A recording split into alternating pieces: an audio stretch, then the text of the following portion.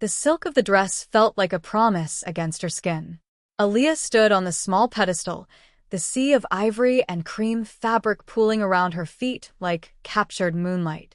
It was a simple A-line gown, with delicate lace that climbed from the hem to trace the lines of her collarbones. In the triple mirror, her reflection was a stranger, not Dr. Evans, surgical resident, whose hands were steady and sure inside a patient's chest, but a woman on the precipice of a new life. A life bound to Takashi Tanaka. The boutique, all plush white carpets and glittering chandeliers, was meant to feel like a dream. But a subtle chill had been following her since she walked in. It was in the way the manager, a woman with perfectly coiffed blonde hair and a name tag that read Carol, had looked past her to the next client. It was in the tight, brittle smile that didn't reach her eyes. Aaliyah adjusted the delicate sleeve, her dark skin a stark, beautiful contrast to the pristine white. She knew this look. It was the quiet, polite dismissal of a world that decided at a glance what she was worth, what she could afford. They didn't see the years of grinding through medical school, the crushing weight of residency, the life she had built with her own 2 hands. They saw a black woman in a dark green dress, alone in a shop where dresses cost more than a car, and drew their own conclusions. "It's a beautiful piece," Carol said, her voice thin as spun glass. "From our premier collection.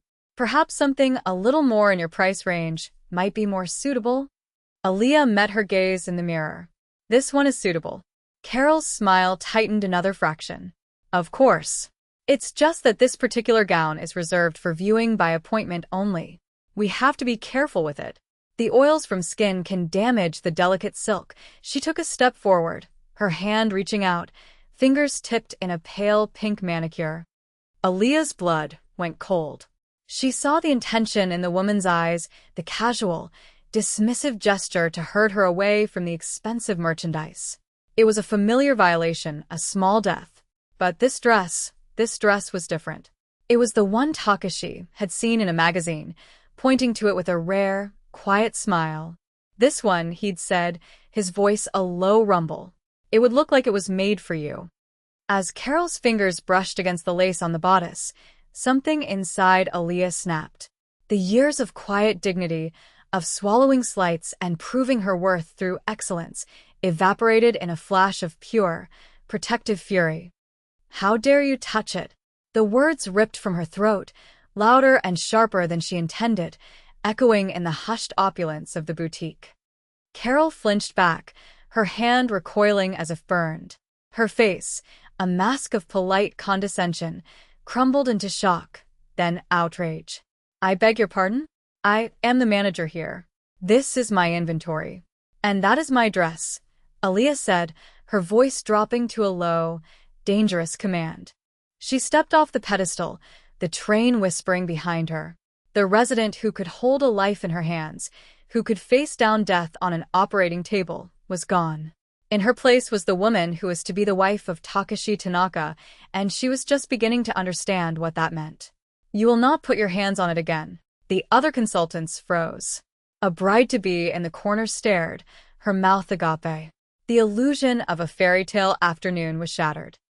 Carol's face flushed a blotchy, angry red. "Now, you listen to me.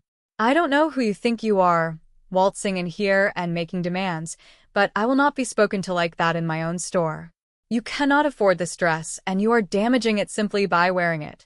I'm going to have to ask you to take it off and leave." Immediately, Aaliyah didn't move. She felt a strange, chilling calm settle over her. It was the same calm she felt before making the first incision. Absolute focus. Absolute certainty. "I am not going anywhere. And I am buying this gown. Have it packaged and sent to the address I will provide. My driver is waiting outside." Carol let out a short, incredulous laugh. "Your driver? Oh, this is rich." "Security," she called out, her voice shrill. "We have a situation here." Aaliyah simply stood her ground, the weight of the silk a sudden armor. She thought of Takashi. He moved through the world as if it owed him space, his power a palpable force that bent reality to his will. She was learning that some of that power now belonged to her, a mantle she was only just beginning to wear. A burly security guard appeared, his expression bored until he took in the scene. Carol pointed a trembling finger at Aaliyah. This woman is refusing to leave. She's causing a disturbance. Escort her out. The guard took a hesitant step forward.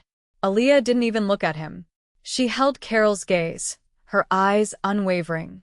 You are making a terrible mistake, she said, her voice quiet but carrying the unmistakable weight of a final warning. The boutique's front door chimed softly, a delicate, incongruous sound in the thick tension. Both Carol and the guard glanced over. Aaliyah did not. She didn't have to. A shift in the atmosphere told her everything. The air grew colder, heavier. The light seemed to dim. A man stepped inside. He was not large or imposing in the way the security guard was. He was lean, dressed in a Tom Ford suit the color of charcoal, tailored so precisely it looked like a second skin. His hands were relaxed at his sides, but Aaliyah noticed the intricate lines of ink that crept past the cuff of his white shirt, wrapping around his wrists like dark vines. He moved with a liquid grace that was utterly silent, utterly lethal. His gaze swept the room once, a predator assessing his territory, before it landed on Aaliyah. And in that gaze, she was the only person in the world. Takashi Tanaka did not raise his voice. He did not need to. His presence was a shout. The security guard took an involuntary step back. Carol's smug expression dissolved into confusion. He walked toward them, his polished shoes making no sound on the plush carpet. He stopped beside Aaliyah, his body a solid wall of warmth and power at her back. He didn't look at Carol. He looked only at Aaliyah, his dark eyes searching hers, asking a silent question. She gave a nearly imperceptible shake of her head. I am fine. But Takashi's gaze finally shifted to the manager. It was a slow, deliberate movement. When his eyes fell on Carol, they were flat, empty of all emotion. It was more terrifying than any rage. There seems to be a problem, he said. His voice was smooth, cultured, with no trace of an accent, but it held the chilling promise of violence. Carol, bolstered by a foolish sense of authority, puffed out her chest.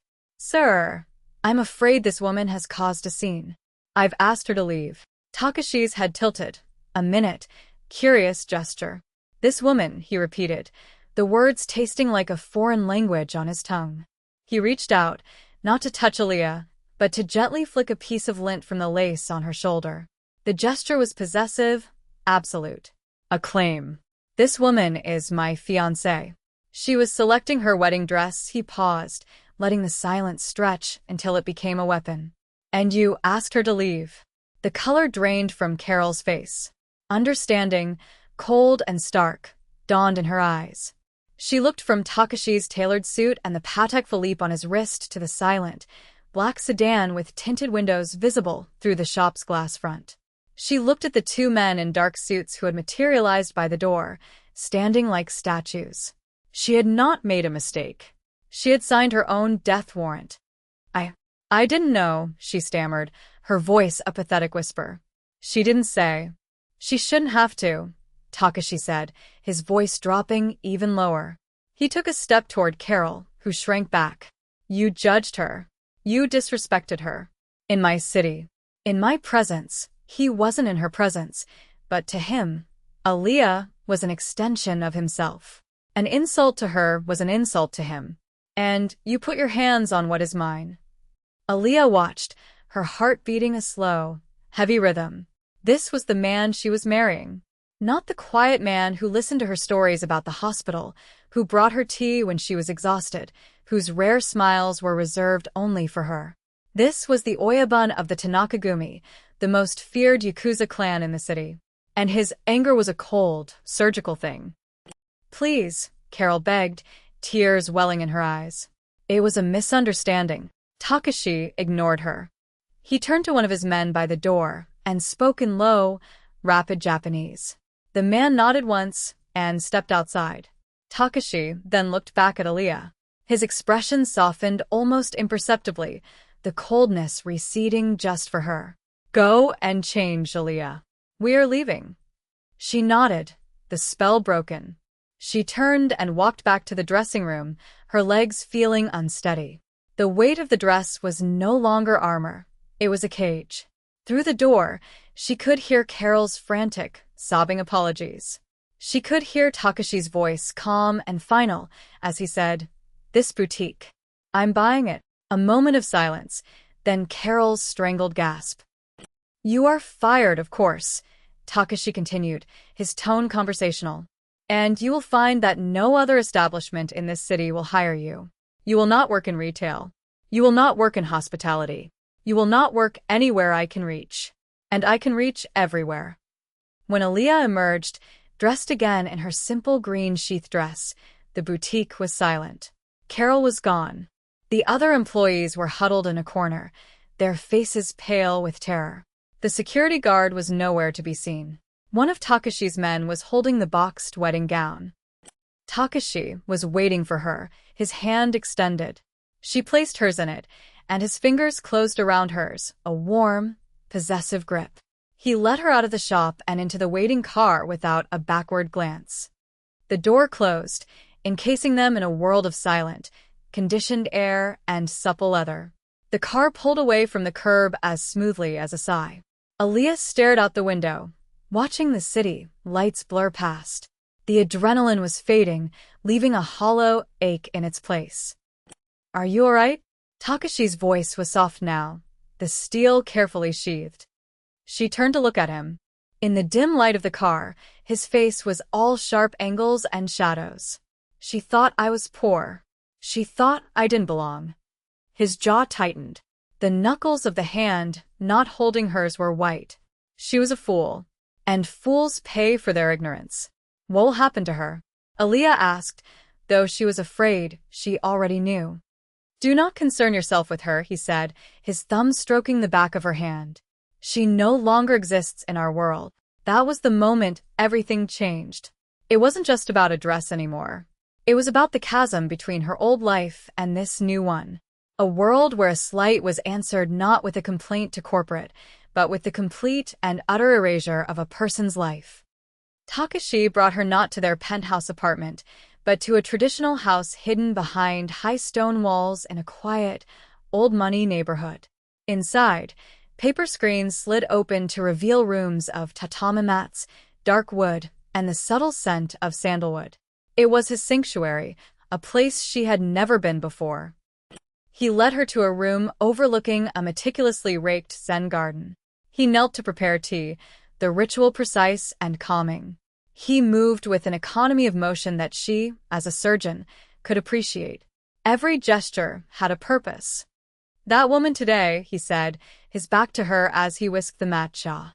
"She looked at you and saw a threat to her small, ordered world. She did not see you," he turned, handing her a ceramic bowl of steaming green tea. His eyes were dark, haunted. "That is a mistake my enemies often make." "Is that what I am to you?" she asked, her voice barely a whisper. "A way to unbalance your enemies." He looked at her, his expression unreadable. "You are the only part of my world that is ordered. The only part that makes sense." He paused, his gaze dropping to his own hands. "Years ago, I had a sister. Hannah. She was light. Everything good. Our rivals, the Hashimoto clan, saw her as a vulnerability, a weakness in me they could exploit." Aaliyah held her breath. He never spoke of his family.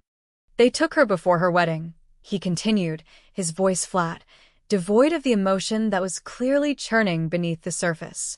"They used her to try and break me, to shame our family. I was too slow, too arrogant. I thought they would abide by the old codes. I failed to protect her." The wound was there, stark and raw, the shame he carried, the failure that drove his every calculated move. Aaliyah looked at this powerful, dangerous man, and for the first time, she saw the ghost that haunted him. She saw the terrified older brother beneath the ruthless Yakuza boss. "Takashi," she said softly, setting her tea down. She reached out, her surgeon's hands gently taking his. His skin was cool. "That wasn't your fault. In my world, there is no one else's fault," he said, his gaze fixed on their joined hands. "There is only your strength or your failure." I will not fail again. His fingers tightened around hers. I will not fail you. A week later, the threat ceased to be a ghost. It became real. They were leaving a restaurant in Shinjuku when Aaliyah noticed it. A black sedan, the same model as theirs, 2 blocks behind. It had been there when they left the house, too. She had dismissed it as coincidence. Now, her gut clenched. Takashi, she said quietly, her eyes on the side mirror. We're being followed. He didn't look. His body went rigid for a fraction of a second, the only sign of tension. I know, he said. His driver, a stoic man named Ito, met his eyes in the rearview mirror and gave a slight nod. The car's engine purred as Ito accelerated, weaving through traffic with terrifying precision. The black sedan matched their speed. It was a game of cat and mouse through the neon-drenched canyons of Tokyo. Aaliyah's heart hammered against her ribs, but her training took over. She scanned the streets, looking for escape routes, assessing the situation like a medical emergency. She was not panicking. She was calculating.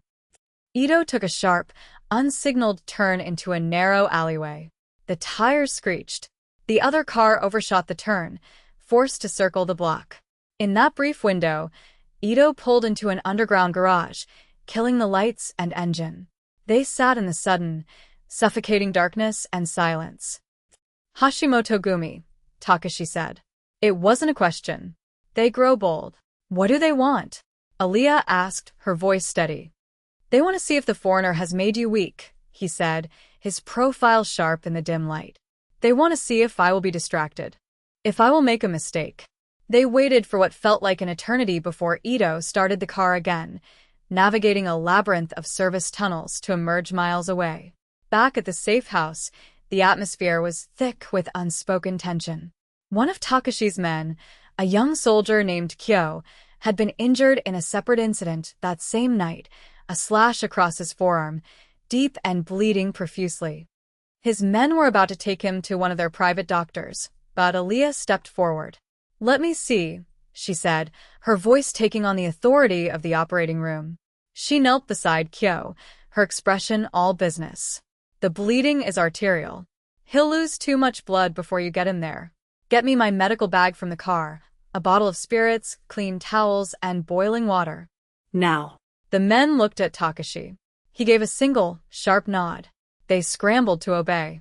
Aaliyah worked quickly, her movements efficient and sure. She cleaned the wound, her touch gentle but firm. She assessed the damage, her mind a flurry of anatomical knowledge. It needed stitches, deep ones. While one of the men held a flashlight, she prepared a needle and thread from her emergency kit. Takashi stood over her, watching. He said nothing, but his presence was a heavy weight. He watched her hands, so steady and confident, as she expertly stitched the young soldier's arm back together. She was in her element, a master of her craft. She was not a liability cowering in a corner. She was a weapon in her own right. As she tied the final knot, her fingers brushed against Takashi's hand as he adjusted the light for her. The contact was electric, a jolt of heat in the cold, tense room. She looked up and their eyes met. The silence stretched, thick with everything they couldn't say. He was seeing her, truly seeing her for the first time, not as a prize or a project, but as an equal. He said her name, a low murmur that was for her alone. Aaliyah, it sounded different than it ever had before. It sounded like a confession.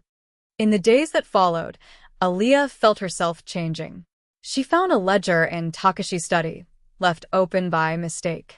She couldn't read the Japanese characters, but the columns of numbers next to names of businesses she recognized, shipping companies, construction firms, nightclubs, told a story of a vast and ruthless empire built on more than just honor and tradition. It was built on fear, on debt, on blood. It should have made her run. Instead, a cold resolve settled in her soul. This was the world she had chosen. The war with the Hashimoto clan escalated. It was no longer about cars following them. It was about a bomb discovered under their vehicle. Aaliyah was walking toward it when Takashi's arm shot out, yanking her back with brutal force just as his men swarmed the car. He threw his body over hers, shielding her with himself as he pushed her behind a concrete pillar. The world was a blur of shouting and the terrifyingly calm voice of a bomb technician. In that moment, pressed against the cold concrete with Takashi's body a solid, living shield over her, the danger was no longer abstract. It was real enough to taste. The thought of losing him was a physical pain, sharper than any scalpel. Later that night, the adrenaline still singing in her veins, she did something she never thought she would be capable of. One of the Hashimoto soldiers had been captured. Takashi was interrogating him, but the man was silent, loyal to his own clan. Takashi's methods were brutal, but inefficient. Aaliyah entered the room. "Let me," she said. Takashi looked at her, his eyes questioning. She walked to the captive, who was tied to a chair. "I'm a surgeon," she said to the man, her voice chillingly calm. "I know every nerve in the human body. I know where to press to create a world of agony that will leave no mark. I can keep you alive and screaming for days." She picked up a small, sterile needle from a tray. "Where is your boss meeting his supplier?" The man's eyes widened in terror. He had been prepared for broken bones, for death. He was not prepared for this quiet, clinical horror. He started talking. She had crossed a line. The part of her that had sworn an oath to do no harm was gone, burned away in the fire of this new life. When she left the room, Takashi followed her. He cornered her in the hallway, his hands on the wall on either side of her head, caging her in. "You see what I am," he said, his voice raw. "You see the monster, and you are still here. You became one yourself." "Stop," she whispered, her hands coming up to rest on his chest. "Don't. No one has ever stayed," he breathed, his forehead resting against hers. "They all run from the darkness." "I'm not running," she said, the words a jagged truth torn from her soul. "I told myself staying was about survival. I was lying. Leaving this feels more dangerous than any bomb, any rival clan. I don't know who I am without it anymore." It was not a declaration of love. It was something more dangerous. It was an admission of a shared darkness, a bond forged in violence and fear. He claimed her mouth then, a kiss that was not gentle or tender, but a desperate, bruising confirmation of everything they had just confessed. The Hashimoto clan, realizing she was not a weakness, but a pillar of his strength, changed their tactics. They decided to remove her. They didn't come for her at the house, which was a fortress. They came for her in her world. At the hospital. She was finishing a grueling 12-hour shift, exhaustion a heavy cloak on her shoulders. The halls were quiet, the late-night hum of the machines a familiar lullaby. Two men in orderly uniforms stepped out of a supply closet. She knew instantly they were not orderlies. It was in their eyes, their posture, the predatory stillness that reminded her of Takashi. Her heart leaped into her throat, but she didn't scream. She backed away slowly. "Can I help you?" Tanaka's woman. One of them sneered, pulling a silenced pistol from beneath his jacket. She didn't wait. She shoved a heavy gurney at them with all her might, sending it crashing into their legs. As they stumbled, she ran. Not toward the exit, but deeper into the hospital, into her territory. She knew every corridor, every room, every shortcut. She burst through the doors of an empty operating room, the familiar scent of antiseptic a strange comfort. They were right behind her. She grabbed the first thing she could find, a tray of surgical instruments. As the first man came through the door, she threw it. Scalpels and clamps clattered against his face and chest, startling him. It gave her the second she needed. She grabbed a heavy retractor from a nearby table, its steel cold and solid in her hand. The second man entered, gun raised. She didn't hesitate. She lunged, not at him, but at the emergency crash cart against the wall. She slammed her hand down on the defibrillator panel. "Clear," she screamed out of pure, ingrained instinct. The machine whined to life. She grabbed the paddles. The man stared at her, confused by this insane action. It was the last mistake he ever made. She jammed the charged paddles against his chest, over his thin, orderly scrubs. The electricity convulsed through him, his gun clattering to the floor as his body seized and dropped. The first man, recovered from the tray, charged at her. She swung the heavy steel retractor, a tool designed to hold open a chest cavity, and connected with his knee. There was a sickening crack, and he went down, howling in agony. She stood over them, breathing heavily, the retractor held like a club, her green scrubs spattered with a line of blood from a cut on her cheek. She was no longer a healer. She was a survivor. That was when Takashi's men burst in, guns drawn, finding not a victim, but a warrior standing amidst the wreckage. And then he was there. Takashi himself, his face a mask of cold fury that melted into something else. Awe, reverence, as he took in the scene.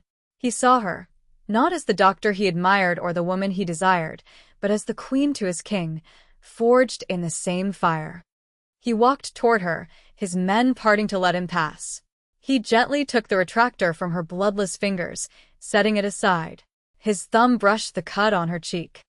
"They came for my wife," he said, his voice a low, possessive growl that filled the sterile room. They did not know who they were dealing with. He said the words, "my wife," and it was not a promise for the future. It was a statement of absolute fact. A claim sealed in blood and violence. The cost was her old life. She could never walk back into this operating room as Dr. Evans again. Her actions, caught on security cameras, were too savage, too far beyond any explanation of self-defense. She had sacrificed her past for their future. Days later, the war was over. The Hashimoto clan was a ghost, erased as completely as the bridal shop manager had been. In the quiet of their home, the one behind the high stone walls, Aaliyah cleaned a shallow cut on Takashi's hand, a remnant of the final confrontation. Her movements were still precise, the surgeon in her not entirely gone, just repurposed. He watched her, his gaze intense, unwavering. The world outside, with its rules and judgments, had ceased to exist. There was only this room, the scent of antiseptic and sandalwood, the quiet intimacy of her tending to him. She finished wrapping the bandage, her fingers lingering on his skin. He covered her hand with his own, his touch firm, certain, his inked skin against hers. He didn't need to say the words. She didn't need to hear them. The choice had been made long ago, in a shop full of white dresses, and it had been remade every day since. In a dark car, in a tense room, in a blood-soaked oar. This was her world now. This was her king. This was home.